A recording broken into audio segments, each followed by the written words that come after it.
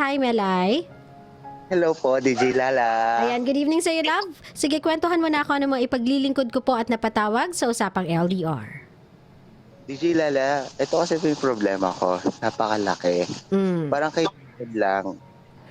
Ay, hindi, wag mo natin po sabihin na parang kay Raven. Katulad kay Raven. Oo. Ang nangyayari, parang ang nagiging cheater yung babae. Ngayon, ito naman po, ako naman po nagiging cheater. Okay. May boyfriend po ako. Mm. May boyfriend po ako, pero mahal ko po siya.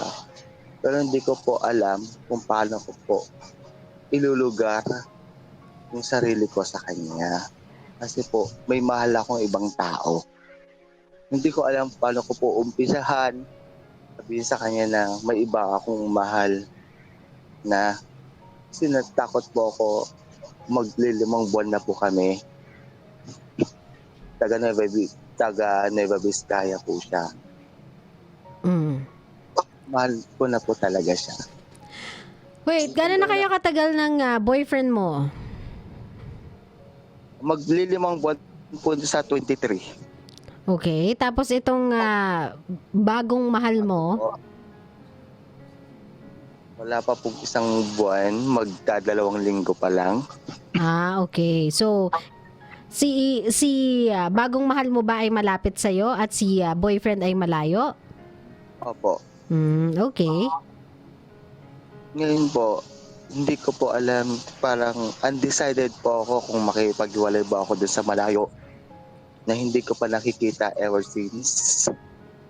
Or mag-i-stay ako kay malapit na nakakasama ko halos every day or every Friday night na nakikita ko.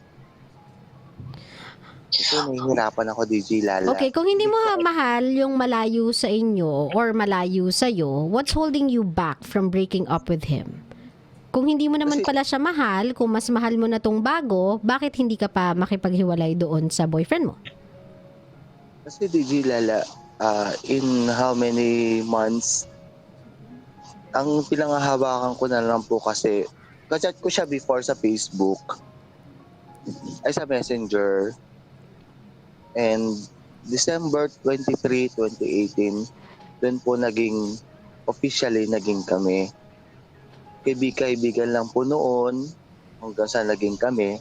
Pero ngayon po, ewan ko bakit nagkakaganito ako na parang undecided ako kung makipaghiwalay ba ako doon sa malayo o mas pipiliin ko yung malapit. Uulitin ko yung tanong ko kasi hindi mo siya nasagot. What's holding you back? Anong dahilan kung bakit hindi ka pa nakikipag-break doon sa nauna kung alam mo namang mas mahal mo yung pangalawa? Di Lala, ang totoo sa aminin ko po sa inyo, mas mahal ko po talaga yung malayo. Even though na malayo kami sa isa't isa, may tiwala ako sa kanya. Pero iba pa rin po kasi yung feeling na kasama mo yung jowa mo. Okay, so ba't ka pa nakipagrelasyon sa kanya? Ayaw mo naman pala ng malayo, mas gusto mo pala ng malapit. Kasi you cannot have the best of both worlds eh. Hindi nga pagmamahal yung ginagawa mo eh. Sa totoo lang, if I'll be truly honest and frank with you, Melay, kaartihan at kalandian lang yung ginagawa mo eh. Hindi yan pagmamahal. Kasi kung yan ay pagmamahal, Melay, bibigyan mo yan ng halaga. Bibigyan mo yan ng respeto. Bibigyan mo yan ng bigat. Hindi eh. Ang ginagawa mo kasi, kaya gusto mo tong bago kasi convenient para sa'yo. May natatawag ka talagang boyfriend. Convenient para sa'yo kasi malapit. Pero yung malayo na nag-i-invest sa'yo ng feelings, yung malayo na secured ka kasi tested na for 5 months yung relationship nyo ay okay naman, still, niloloko mo pa din. So, 'di ba? Anong kaartihan 'yan? Hindi po siya kaartihan. Kasi how many times ko na po siyang sinabihan na pwede ba punta mo naman ako rito sa Santiago City? O ba't di ikaw yung pumunta kung hindi niya afford pumunta? Kasi DJ Lala, for how many months namin na mag-stay na within magpa 5 months na kami ngayong buwan na to. Sabi sa kanya, 3 months pa lang po kami. Sabi ko sa kanya, kung talaga mahal mo ako, gumawa ka ng effort. Kasi, Paano kung ang rason ibato niya sa iyo yung same question? Kung mahal mo ko, gumawa ka ng effort. Kasi kung ang pagbabasihan mo ng pagmamahal niya ay yung pagpunta niya dyan sa Santiago City, it's safe and just fair to say na dapat niya ring pagbasihan yung pagpunta mo sa Nueva Ecija para sa kanya. sa Biskaya po. Oh, either way, you know my point. You don't have to do that. Hindi mo kailangan maging piloso po sa akin. Alam mo naman yung ibig kong sabihin, di ba? Opo. DJ Lala, ito po kasi, sabi ko po sa kanya, kung talagang open ako sa'yo, open ako sa family mo, pupunta ako dyan. Gusto kong gumawa po ng effort, DJ Lala. Pero kaso, every reason niya is hindi pwede. Hindi pwede. Kaya ako bilang tao, DJ Lala, is naghanap ako ng iba. Tao din ako pero hindi ako katulad mo, dear. So, don't give me that lame reason na tao lang ako. Kasi tao lang din ako pero we are nowhere alike. Kasi DJ Lala, Dear, ganito, no? Wag mo nang i-justify yung pangangaliwa mo. That's the reason why this issue irked me. This is the reason why nagiging adamant ako about this. It's because gina-justify mo yung pag-cheat mo. There's nothing you can ever say that will justify yung ginagawa mong pag-cheat. Whether or not, pinapupunta ka niya doon o hindi, pinupuntahan ka o hindi, pinapakilala ka sa parents o hindi, that's not enough reasons para maghanap ka ng iba. If you cannot stand na ganun yung ugali niya, you break up with the guy. kasi DJ Lala, how many times ko na po siyang sinabihan na So is it a good reason for you to cheat on that person? Kasi ilang beses mo na siyang winarningan? Kasi ilang beses mo na siyang sinabihan? So that's valid enough para mag-cheat ka? no, it's not. No, alam ko yung DJ Lala. Alam ko yung pagkakamali ko. Pero sabi ko po nga kasi sa kanya, tanggap ba ako ng magulang mo? Tanggap ba ako ng family mo? Kahit na parehas tayo na bisexual, hindi po siya makasagot eh. Dear, tignan mo nga kung ilang buwan pa lang kayo. 5 pa lang, love eh.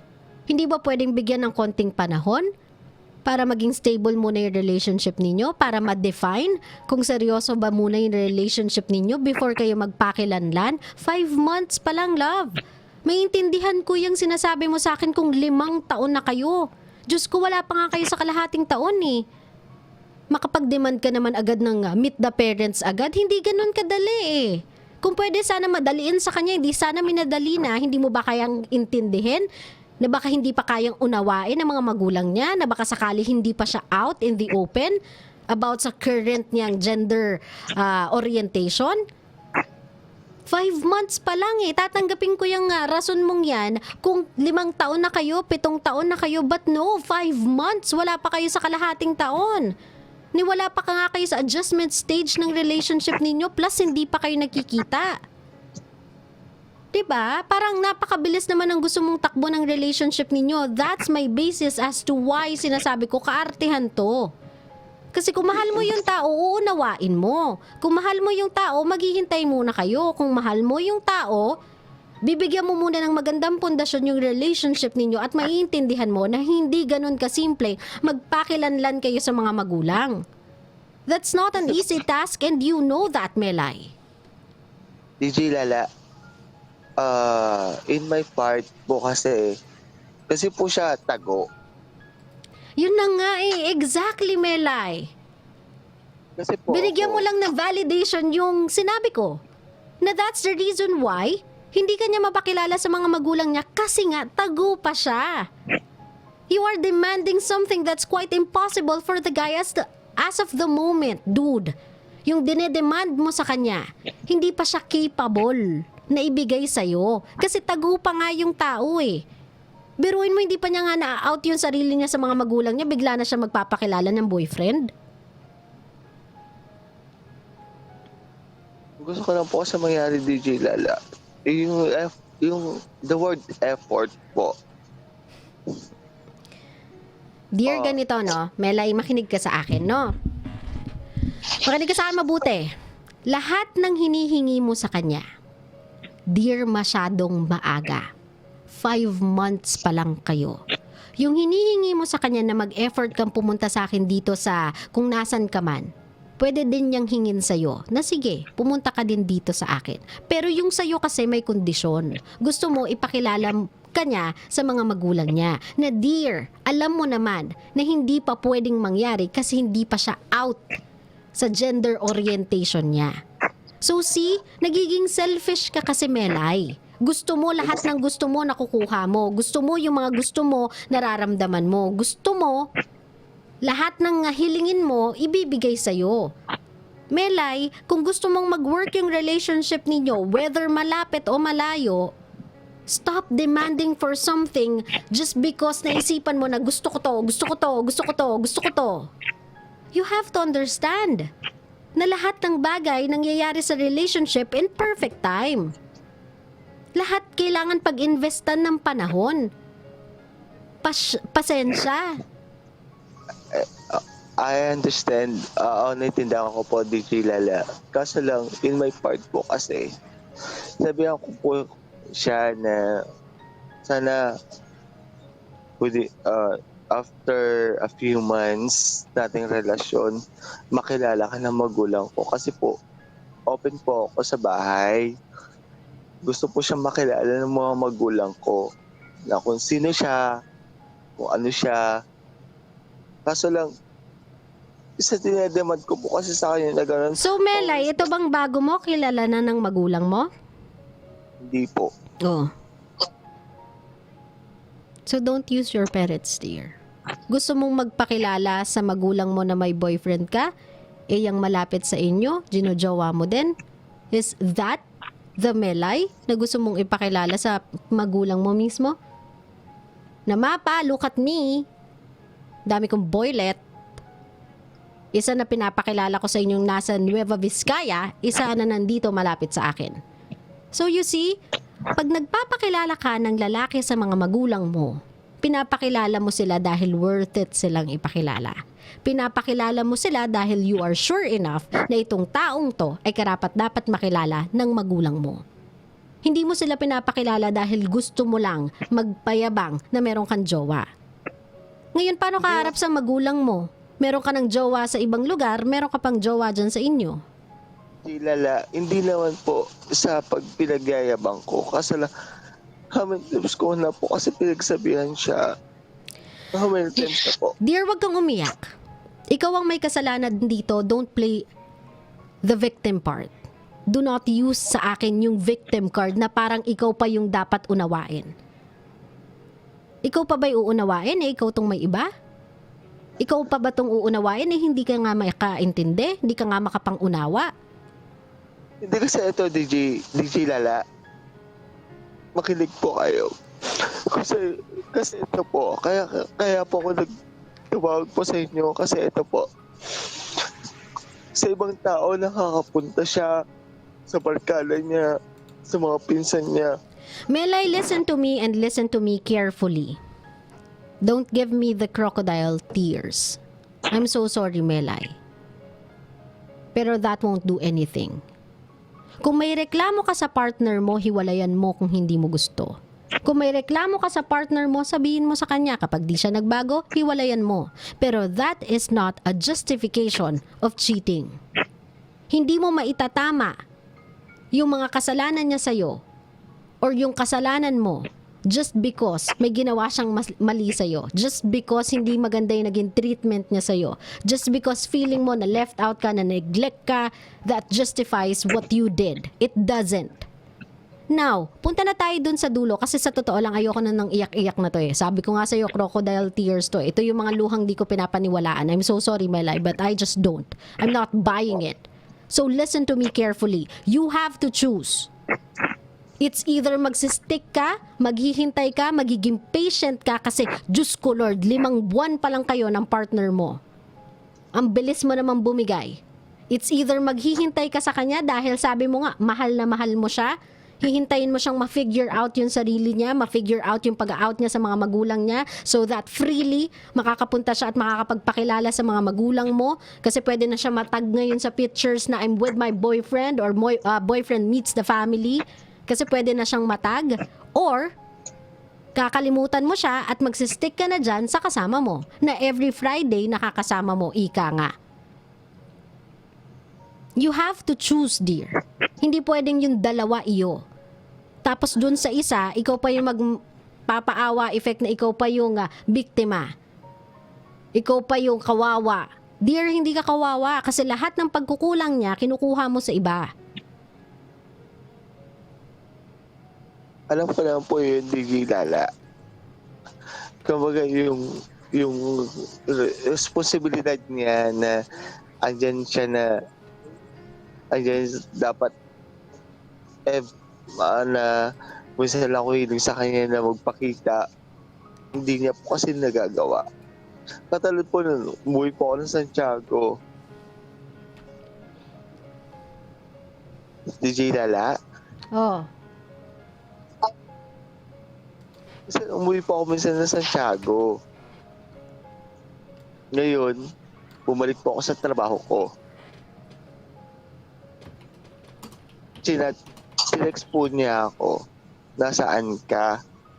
Sabi ko naman po sa kanya before that, pabalik na ako sa trabaho ko. Ngayon, ang nangyari, dito ako sa Santiago, saan ka? Kung talaga po may effort po talaga kasi siya bilang isang boyfriend, gagawa siya. Always excuse po kasi. Excuse palagi. Ganito gawin mo, Melay, no? Sabi ko nga sa'yo, do not buy anything you say. If you are so fed up with your boyfriend, just let him go. Makipag-break ka sa kanya. That's what you have to do. Break up with your boyfriend na nasa Nueva Vizcaya dahil sabi mo walang effort, kawawa ka naman, malungkot ka, naneneglect ka, ilang beses ka na humiling, hindi ka pinagbibigyan, makipag-break ka na lang sa kanya. Tapos itong boyfriend mo na nandyan, kasama mo, sige na, ipagpatuloy mo na yung relationship mo with him. I just hope hindi ka makahanap sa kanya ng mga, sabihin na natin, mga flaws or shortcomings or mali within the next, sabihin na natin, 4 months and 2 weeks of your relationship. Kasi if that's the case, baka humanap ka ulit ng iba para magpuno ng pagkukulang niya. You understand me, Melay? Opo. Makipag-break ka na lang doon sa nasa Nueva Vizcaya. Sige na. Total, wala ka namang nakikitang maganda sa kanya at wala ka namang nasabing maganda sa kanya at feeling mo kawawang-kawawa ka na sa relationship ninyong dalawa, just break up with him. Just continue having this relationship with your new partner na kaya kang pasayahin. DJ Lala, hindi ko sinasabing kawawa ako pagdating sa sinasabi ko sa kanya na punta ka nga dito. Kasi po, Dear, what do you wanna happen? I mean, if meron kang tanong sa akin, anong gusto mong itanong sa akin? DJ Lala, ito yung tanong ko sa'yo. Hindi ko alam kung paano gagawin ko. Kasi, hindi ako selfish na masasabi eh. Siya walang trabaho. Ako may trabaho. Go to your question. What is your question? Kaya sabi ko sa kanya, humihiling ako sa kanya na pumunta ka nga naman dito. What is your question, Melay? What is your question? Kung meron kang tanong sa akin, ano yung tanong? DJ Lala, ano bang gagawin ko na every time nahihiling ko sa kanya? Break up with him. Di ba sinabi ko na, break up with him, continue with your current relationship. Itong bagong relationship mo, just continue on with it. Just break up with the guy. Total, hindi ka na masaya, di ba? Total, hindi naman napagbibigyan yung gusto mo. Feeling mo, wala naman siyang ka-effort. Feeling mo, hindi ka naman niya kayang panindigan at ipaglaban sa mga magulang niya. Then just break up with him. Continue dito dun sa nakakasama mo every Friday. Kayo na lang. Makipag-break ka na sa kanya since you guys cannot be together. You don't have any means, resources, or time to be together. Just break up with him para maipagpatuloy mo na tong relationship mo sa bago mo. Thank you, DJ Lala, for this, sa payo mo. Okay ka na? Opo. Sige, bye. Thank you. Pa.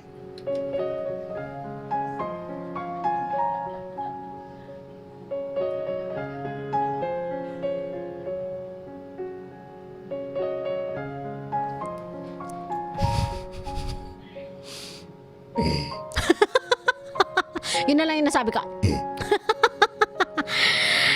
Ay, nako! Nga naman. Sabi ni Boy Pindot, I cannot. Ako din, I cannot. O, diba? I think I have nothing more to say about this one. You know naman as to why. Kasi, guys, come on. Effort is a two-way street. You want to seek some effort or you want to ask some effort from your partner, you have to give it too. In this case kasi you want all the things na maibigay sa'yo, you demand for a lot of things to be done unto you, and yet hindi mo din naman yun kayang gawin sa kanya eh. Hindi mo rin naman nagagawa yun sa kanya. Sabi mo wala siya lagi sa tabi mo, wala ka rin naman lagi sa tabi niya. Sabi mo di siya nakakapunta sa'yo, di ka rin naman nakakapunta sa kanya. So ano yun, diba? Before you ask for something, make sure you can give it, okay? At saka 5 months pa lang, come on! Nasa getting to know each other pa lang tayo, enjoyin naman natin yan, diba? Wag muna tayo masyado mabilis, meet the parents agad, o diba? Meron agad overnight na mangyayari, 5 buwan. Ganyan, mabilis. May taxi sa labas. Nagmamadali ba tayo? Come on. Pag nagmahal kayo at pumasok kayo sa isang relationship, you have to be patient. Especially especially if it is a LGBTIQ type of relationship. You have to be patient.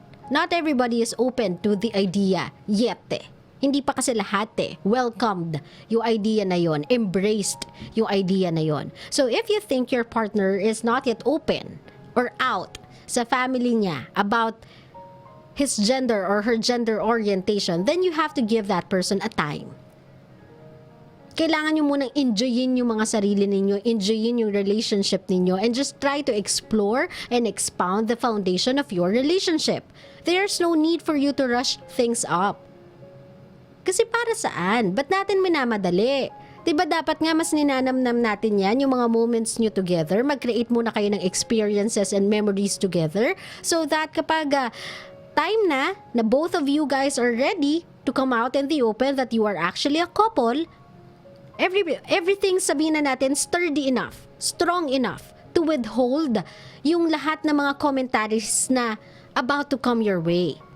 Kasi kung shaky pa yung relationship ninyo, napaka-babaw pa ng pundasyon, tapos babatuhin na kayo ng batikos left and right, paano magsistick together yung relationship ninyo? Paano siya mananatiling nakatayo? Paano siya magiging matatag? Kung hindi nyo pa nga nabubuo yung isa't isa, binabatikos na kayo ng iba. You guys can easily be blown away. Diba? Parang yung ano lang yan, usual story ng tingting. Ang tingting baliin mo ng isa, ang bilis-bilis. Walang kahirap-hirap. Pero gawin mo siyang bugkos, sama-sama, may mabigat na pundasyon, try mong baliin ang kamay mo, it cannot break. It won't break. It would bend, pero hindi siya nagbe-break. Ganon din sa relationship, even in boys-girls type of relationship, foundation is a must. So wag niyo minamadali yung proseso ng getting to know each other just because you wanna jump into that part or level of your relationship na sobrang open na kayo to each other, nakasama na kayo sa family planning, family outing. Huwag kayong masyadong magmadali, o diba? Ilagay natin sa lugar ang pag-iinarte. Hindi yung lahat gusto nyo na ma-experience all at once. Pag na-experience mo na, what's left to look forward to in your relationship? Kung lahat na sa relationship ninyo na experience nyo ng dalawa, ano pang kailangan nyo i-look forward to? Wala na, di ba? So take it easy, guys. You don't need to rush your relationship. Wala namang taxing naghihintay sa labas. Plus, you have a lifetime ahead of you to do all those things na dinedemand ninyo sa isa't isa. Maghintay muna kasi kayo ng pundasyon. Huwag kayo nagmamadali. Everything happens sa tamang panahon at tamang pagkakataon. Hindi nyo kailangan biglain, hindi nyo kailangan madaliin. Okay?